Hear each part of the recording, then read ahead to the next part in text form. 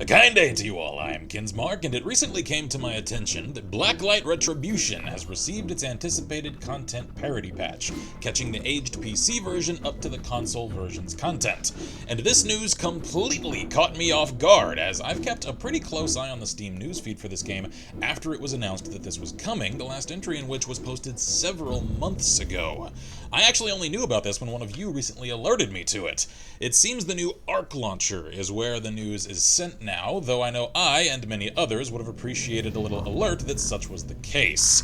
I've checked into the new content anyway, and I can't say I'm all that excited yet.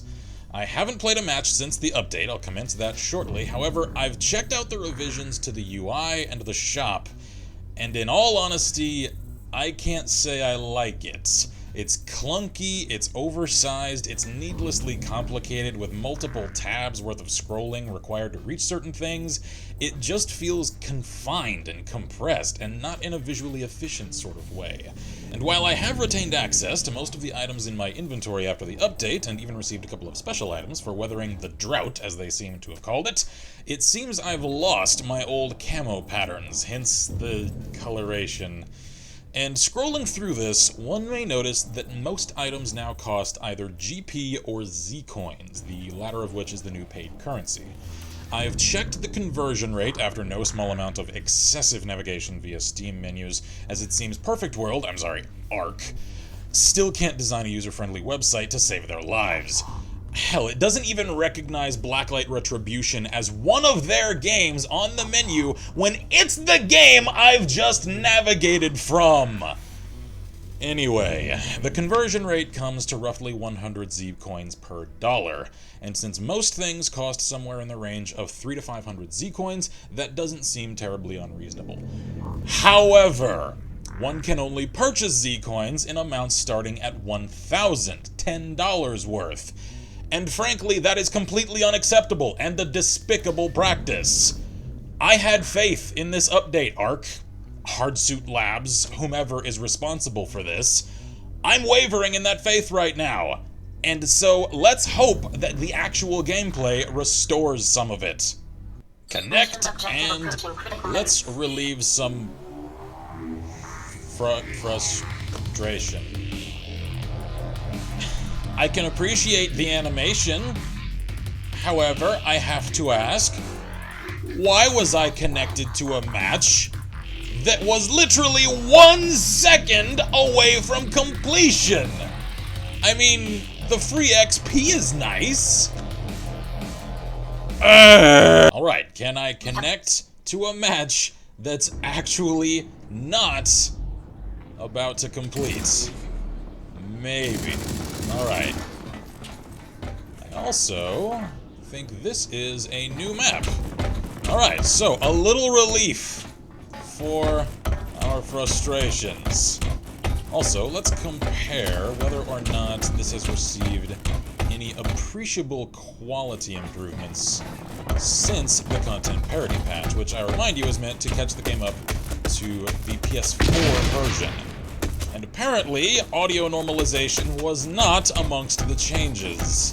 It is still an inordinately loud game, so I apologize if I have to kind of project over the audio. I've already set it to the lowest setting short of muting it that I can.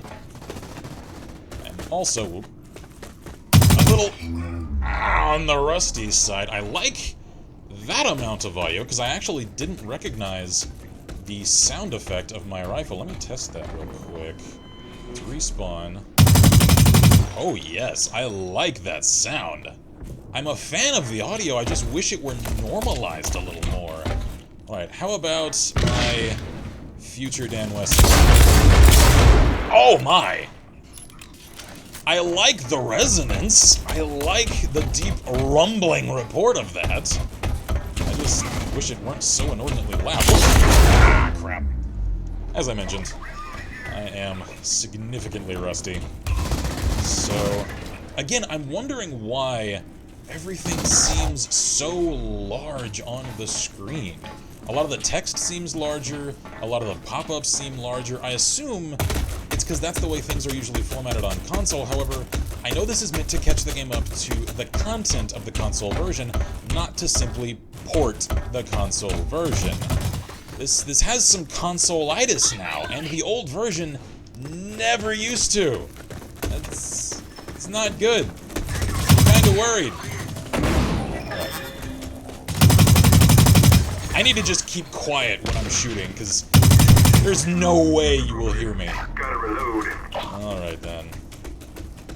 So, another thing I should note, and I'll check it out in a little more actual detail in a moment, once I've completed this match, is that... There we are! The items within the shop vary in their price rather widely, because it seems as though the characters and some of the skins and things are rather expensive in the several hundred Z-coins range.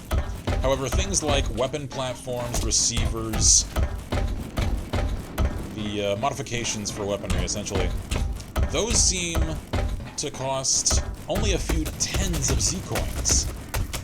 Like, say, 50 or so. And in some cases, even less. Which, I wish I could praise more, because those are very reasonable prices. That's less than $1. I just wish I could actually purchase them directly for that price, rather than the requirement to spend at least $10, which I can never approve of. Because it is transparently locked into those kinds of set amounts for the purposes of essentially a guaranteed profit margin when it comes to things like digital merchandise, which are already engaging in artificial scarcity. I wish I could praise it more than I can currently. And if I'm mistaken, if my my outrage and my lack of contentment over this is misplaced, if there is a means of purchasing things for their direct Z-coin amounts, let me know, because for the amounts that they're charging, individually mind you, I wouldn't actually mind paying for a few things. Oh no, that's a hardsuit. Oh, that's a hardsuit. Alright, I need a... Whoa, whoa, whoa. Get wrecked. Well, I got wrecked. Alright then. I'm also not entirely sure what I think of this map, because it's not terribly designed. It looks sharp, it looks clean. It seems to lack I'm not sure, the character and the style of the existing maps. I know they were developed under two different teams. As I've mentioned in the past, I think in my previous video covering this game, this is no longer under the development of Zombie, its previous developers. This is now under Hardsuit Labs. And I'm not sure what the relation is, Arc to Perfect World. I can't speak to that with any certainty whatsoever. It's kind of a complicated matter that I can't find myself compelled to care enough about to learn the details of. Is that a person? No, that's just a turret on top of the APC. Again, I love the, like, heavy metallic clang of this platform and its audio. It's audio. Ah! Still kinda rusky. Rusky? No, I'm not rusky. As much as I might like to pretend I am not rusky. I am rusty. So, alright. Also, I need to use my helmet. My, what is it, the HRV, I think they call it? I always forget that I have that whenever I come to this game after not having played it for a long time.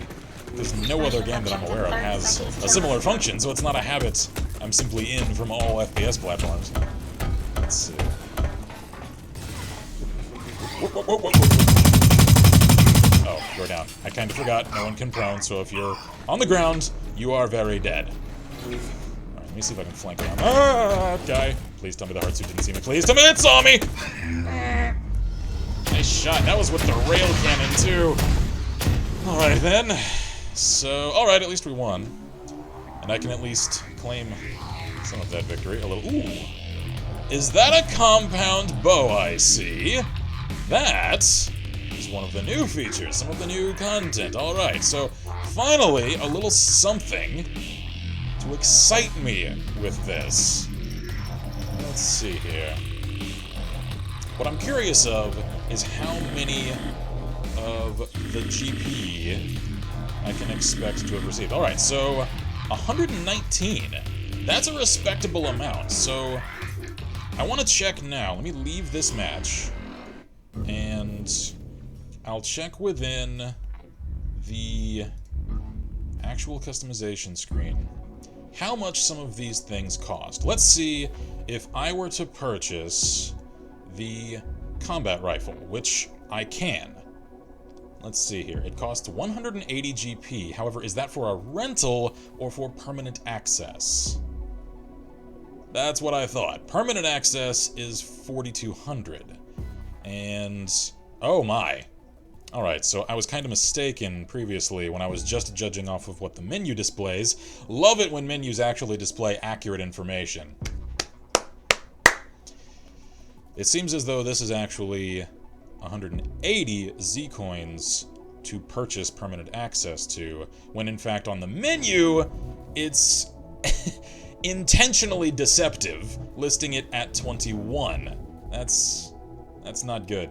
That's not an honest system of UI presentation. So, alright, how about, let's say, the AK platform, which I've also considered. Why is there a locked symbol on that? Can I not purchase that? No, that is...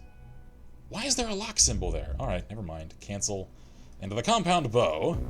So, it seems as though the accrual rate is still fairly slow. Of course, this game has always had a pretty significant amount of grind when it comes to the unlocking of new features. So, if I were to crunch the numbers on that, that was a little short of 150, actually a fair amount short, however that just makes the math easier. So that would require somewhere in the range of, I can't tell, several tens of matches in order to afford on a permanent level any weapon, essentially, which, as I've said in the past of this game, is at the very, very highest reaches of what I can consider reasonable. So, I can still claim that I enjoy the combat in this game a fair amount. I still enjoy the actual action. And this may reinvigorate me in an interest to come to it once again and kind of relearn the reins. However, I'm still a little on the iffy side when it comes to some of the practices going on, you know, in the rear end of things. And so it seems as though all of the characters are indeed within the range, although there are these specials which are $20 to $30, which is fairly excessive. And also, one other thing I neglected to mention earlier as it slipped my mind. I have to remember where to find it, as it's no longer a clear system. Again, all of this excessive amounts of tabbing across is not needed. It almost feels like mobilitis as much as it does consolitis.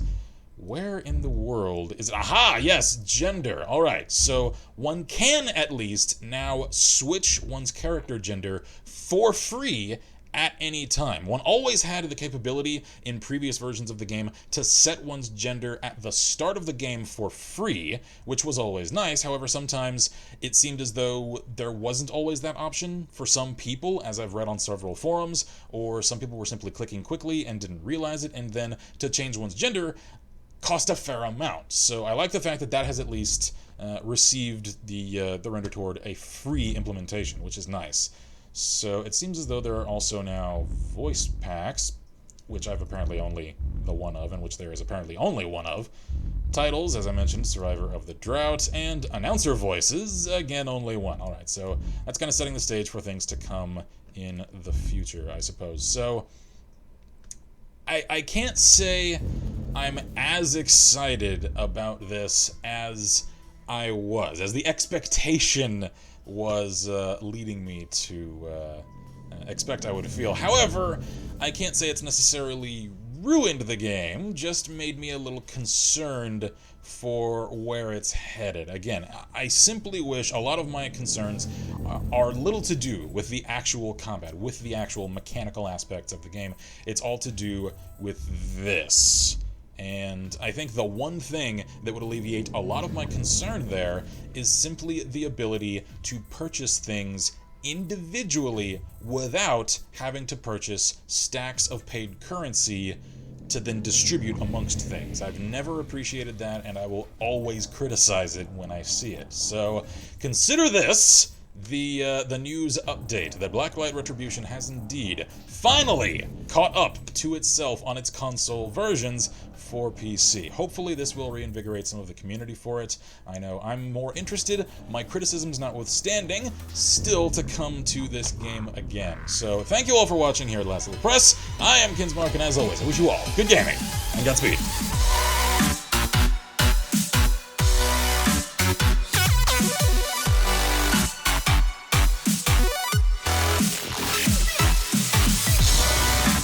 Oh! Oh god, there's so many! Oh god! I didn't think there would be that many! Oh wow!